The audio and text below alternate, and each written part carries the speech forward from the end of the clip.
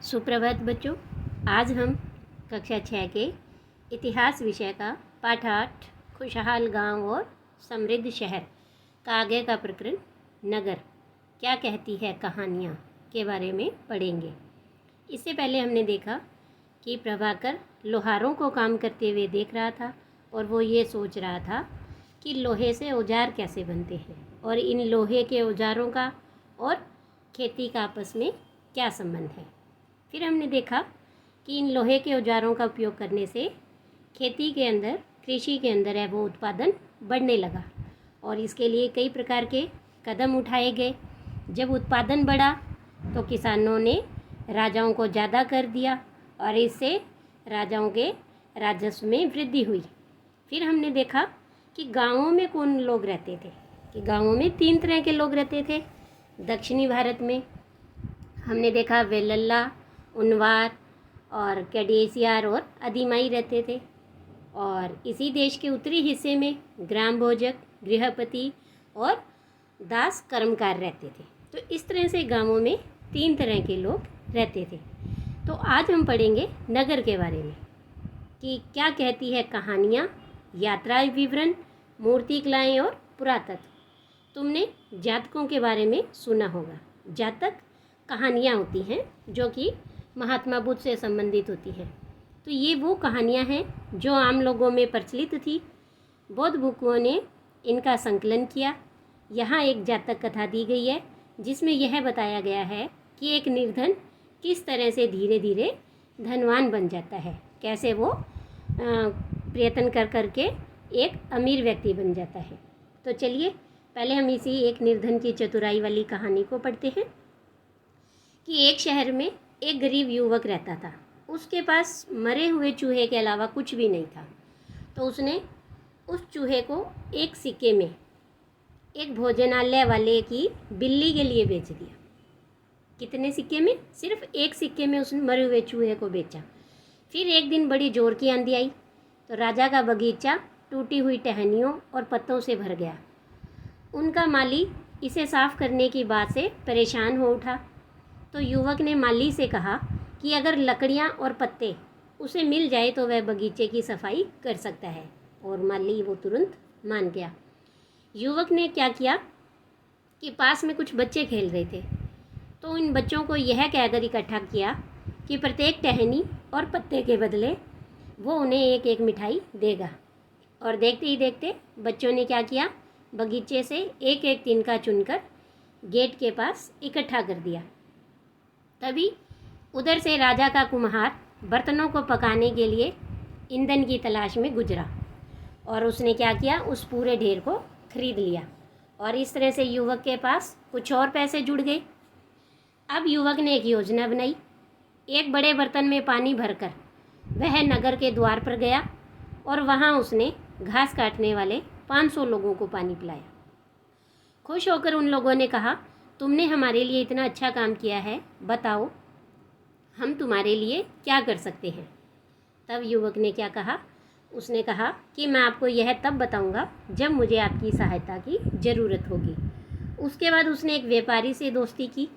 एक दिन उस व्यापारी ने बताया कि कल एक घोड़े का व्यापारी 500 घोड़ों के साथ शहर में आ रहा है और यह सुनकर उस युवक ने उन घास काटने वालों के पास जाकर कहा, कृपया तुम सब एक एक घास का गट्ठर मुझे दे दो और अपनी घास तब तक मत बेचो जब तक मेरी ना बिक जाए। उन्होंने उसे घासों के 500 गट्ठर दे दिए। जब घोड़े के व्यापारी को कहीं भी घास नहीं मिली तो उसने उस युवक की घास को 1000 सिक्के में खरीद लिया। और इस तरह से देखो कि इस निर्धन व्यक्ति के पास सिर्फ एक मरा हुआ चूहा था और इस तरह से उसने चतुराई से, अपनी बुद्धि से करते करते 1000 सिक्के अपने पास जमा कर लिए और वो इस तरह से धनवान हो गया।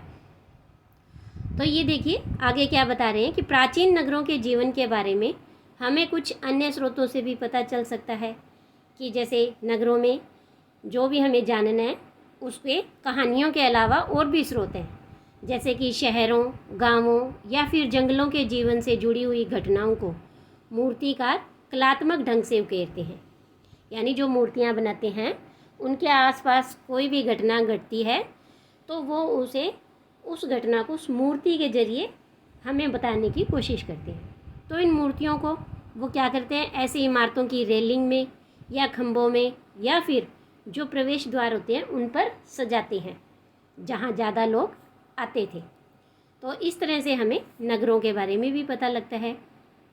तो ये देखिए कि यहाँ पर आपको एक ये मूर्ति कला दिखाई दे रही है और ये है सांची की मूर्ति कला, जो कि मध्य प्रदेश में स्थित है। ये वाली मध्य प्रदेश के अंदर सांची का स्तूप है, उसकी मूर्ति कला का नमूना है। और इसमें शहर के एक जीवन का दृश्य है कि शहर में लोगों का जीवन कैसा है।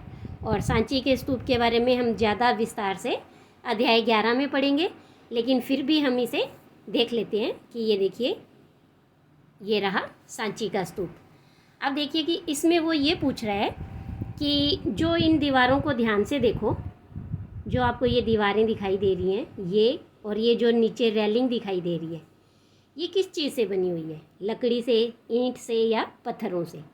क्या इसकी रेलिंग लकड़ी की बनी हुई है ना? तो सबसे पहले तो हम ये देख लेते हैं कि जो स्तूप होता है उसका अर्थ होता है टीला।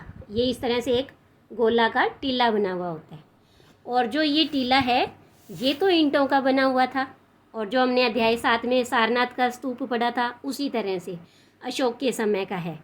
और फिर इसके चारों तरफ जो परिक्रमा करते हैं, इसके ऐसे जो स्तूप के चारों तरफ जो परिक्रमा की जाती है, जैसे आपने देखा होगा कि हिंदू धर्म में जो लोग हैं वो मंदिरों के बाहर परिक्रमा करते हैं, वैसे ही तो इस परिक्रमा वाला जो रास्ता होता है वहाँ पर ये इन्होंने इस तरह से एक रेलिंग लगा दी है।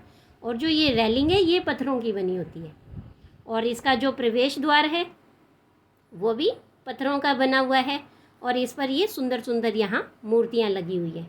तो हमने उसी चित्र में इस मूर्ति कला के बारे में देखा था कि कैसे शहरों का जीवन है, और उस शहरों के जीवन का एक दृश्य इसमें दिखाया गया है।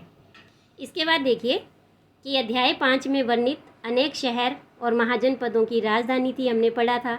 जैसा कि हमने ये भी पढ़ा था कि इनमें से कुछ शहर हैं वो परकोटों से घिरे हुए होते थे, जैसा कि तुम ऊपर के चित्र में देख रहे हो कि अनेक शहरों में वलय कूप होते थे। ये देखिए, आपको ये दिखाई दे रहा होगा इधर कि इस तरह से वलय का मतलब होता है गोल गोल गोल घेरे से बने होते हैं, इस तरह से ऐसे, और ये कूप होते हैं, वलय कूप इन्हें कहते हैं।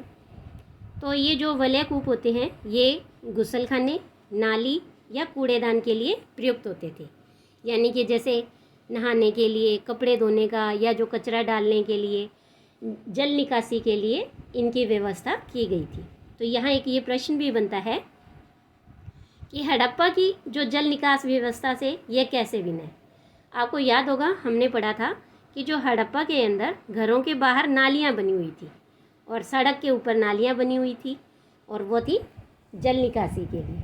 लेकिन इसमें देखिए जो ये वलय कूप है ये घरों के अंदर ही बने हुए हैं। चलिए आगे बढ़ते हैं कि प्राय ये वलय कूप लोगों के घरों में ही होते थे। महलों, बाज़ारों या आम घरों के अवशेष बहुत कम मिले हैं। संभवतः लकड़ी, मिट्टी या कच्ची ईंटों या छप्पर से बने होने के कारण ये ज़्यादा समय तक टिक ना पाए हों। भविष्य में पुरातत्वविद इनकी खोज कर सकते हैं। प्राचीन शहरों के बारे में वहाँ गए नाविकों और यात्रियों के विवरणों द्वारा भी पता चलता है, क्योंकि यात्रा के द्वारा भी हमें पता लगता है कि जैसे पहले जो यात्री आए, नाविक आए, तो उन्होंने भी अपनी यात्रा का वर्णन किया था। तो ऐसा ही एक विस्तृत विवरण किसी अज्ञात यूनानी नाविक का है, और वो जिन जिन स्थानों पर गया था, जिन जिन पत्तनों पर गया था, वहाँ वहाँ उसने उनके बारे में उसका वर्णन किया था। जैसे कि ये देखिए, आपको यहाँ दिखाई देगा, जहाँ जहाँ वो गए उन सभी के बारे में उसने लिखा है। तो मानचित्र 7 में भरूच को ढूंढो। तो सबसे पहले हम मानचित्र में भरूच नामक स्थान को ही देख लेते हैं कि भरूच कहाँ है, फिर हम भरूच के बारे में पढ़ेंगे। तो ये देखिए, ये मानचित्र आपको दिखाई दे रहा है, और इसमें ये गुजरात के पास में है जो भरूच है ना। तो चलिए हम भरूच के बारे में पढ़ते हैं कि क्या है भरूच की कहानी। बैरीगाजा यानी भरूच का ये यूनानी नाम है। तो बेरी गाजा की संकरी खाड़ी में समुद्र से आने वालों के लिए नाव चला पाना बहुत ही मुश्किल होता था। राजा के द्वारा नियुक्त कुशल और अनुभवी स्थानीय जो मछुआरे होते थे वो ही जहाज ला सकते थे। बेरी गाजा के अंदर शराब, तांबा, टिन, शीशा, मूंगा, पुखराज, कपड़े, सोने और चांदी के सिक्कों का आयात होता था। यानी भरूच के अंदर इन चीज़ों का आयात होता था। हिमालय की जड़ी बूटियाँ, हाथी दांत, गोमेद, कार्निलियन, सूती कपड़ा, रेशम और इत्र यहाँ से निर्यात किए जाते थे। यानी कि जो भरूच का यूनानी नाम है बेरी गाजा, यहाँ से ये सामान दूसरे स्थानों पर भेजा जाता था। तो राजा के लिए व्यापारी विशेष उपहार लाते थे। अब इन उपहारों में चांदी के बर्तन, गायक, किशोर, सुंदर औरतें, अच्छी शराब और उत्कृष्ट महीन कपड़े भी शामिल होते थे। तो अब ये देखिए कि बेरी गाजा से आयात और निर्यात होने वाली चीज़ों की सूची बनाओ, जो कि हमने देखा कि बेरी गाजा से के अंदर शराब, तांबा, टिन, शीशा, मूंगा, पुखराज, कपड़े, सोने और चांदी के सिक्कों का तो आयात होता था और हिमालय की जड़ी बूटियाँ, हाथी दांत, गोमेद, कार्निलियन, सूती कपड़ा, रेशम और इत्र यहाँ से निर्यात किया जाता था। इसके बाद देखिए एक प्रश्न और है, ऐसी दो चीज़ें बताइए जिनका उपयोग हड़प्पा युग में नहीं होता था। तो देखिए इनमें से एक तो हम ये कह सकते हैं कि टिन और एक सोने और चांदी के सिक्के, इनका उपयोग हड़प्पा युग में नहीं होता था। इसके बाद हम पढ़ेंगे सिक्कों के बारे में। आहत के सिक्के। आहत सिक्के सामान्यतः आयताकार और कभी कभी वर्गाकार या गोल भी होते थे। यानी कि कभी ऐसे आयताकार, वर्गाकार और कभी कभी गोल होते थे। ये या तो धातु की चादर को काटकर या धातु के चपटे गोलिकाओं से बनाए जाते थे और इन सिक्कों पर कुछ लिखा हुआ नहीं होता था, बल्कि इन पर कुछ चिन्ह ठप्पे से बनाए जाते थे और इसीलिए ये सिक्के आहत सिक्के कहलाए। ये सिक्के उपमहाद्वीप के लगभग अधिकांश हिस्सों में पाए जाते हैं और ईसा की आरंभिक सदियों तक ये प्रचलन में रहे। पृष्ठ 82 पर जो हमने कहानी पढ़ी थी निर्धन की चतुराई, उसमें हमने देखा कि किस तरह सिक्कों के आधार पर संपत्ति का मूल्यांकन किया गया। यानी कि उस व्यक्ति के पास पहले एक भी सिक्का नहीं था तो उसे निर्धन कहा गया, और जब उसके पास 1000 सिक्के एकत्रित हो गए तो वो धनवान बन गया। तो पुरातत्वविदों को इस युग के हजारों सिक्के मिले हैं और सबसे पुराने आहत सिक्के थे जो कि करीब 500 साल तक चले, और इनका चित्र देखिए आपको नीचे दिखाई भी दे रहे हैं। चांदी या सोने के सिक्कों पर विभिन्न आकृतियों को आहत करके बनाए जाने के कारण इन्हें आहत सिक्के कहा जाता था। इसके बाद हैं विनिमय के और भी कई साधन थे। संगम साहित्य की छोटी सी कविता को पढ़िए।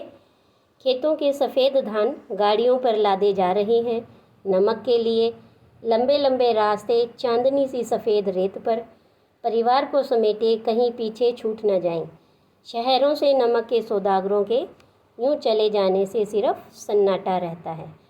समुद्र के किनारे नमक का बहुत ज़्यादा उत्पादन होता था। देखिए नीचे दो प्रश्न हैं कि व्यापारी किस चीज़ से और इसका विनिमय करते हैं, यानी कि नमक का विनिमय करते हैं। तो वो किस चीज़ से इसका विनिमय करते हैं? तो जो व्यापारी हैं वो धान से नमक का विनिमय करते हैं। और वे किस तरह से यात्राएं कर रहे हैं? तो वे गाड़ियों पर, जैसे बैलगाड़ी है, घोड़ा गाड़ी है, इन गाड़ियों पर वो यात्राएं कर रहे हैं। इसके बाद हम पढ़ेंगे कि नगर में और कौन कौन सी गतिविधियां होती हैं। सिक्के और इसके अलावा जैसे हमने मूर्ति कला वगैरह देखी। इसके बाद नगर में जैसे शिल्प है, शिल्पकार हैं, इनके बारे में हम अगली वीडियो में पढ़ेंगे। आज के लिए इतना ही, धन्यवाद।